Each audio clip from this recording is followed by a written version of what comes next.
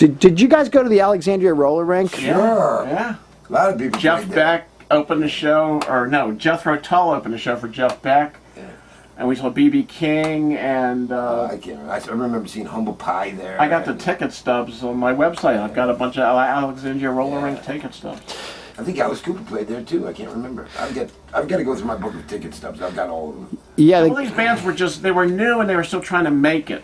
So they were, they would talk to you. They would, they weren't gigantic superstars yet. All this was new. All this stuff, this rock band and this kind of rock band, with Led Zeppelin and these groups. It was all new stuff. So I guess they didn't know any better. Whatever, Yeah, it's like people. There has to be some kind of confirmation. I don't know what Led Zeppelin made back then, but how could they come to the Wheaton Youth Center that held 100 people maybe and They needed $2 a ticket?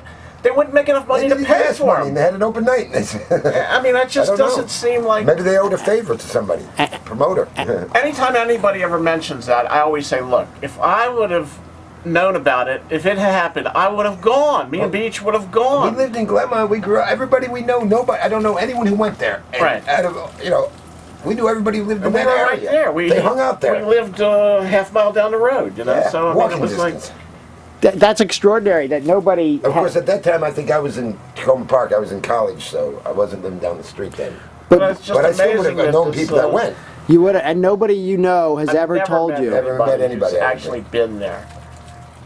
So I think it's just some kind of myth, or it got on some list at some point, or maybe they were gonna play there at some point. You know who to talk to, Who knows?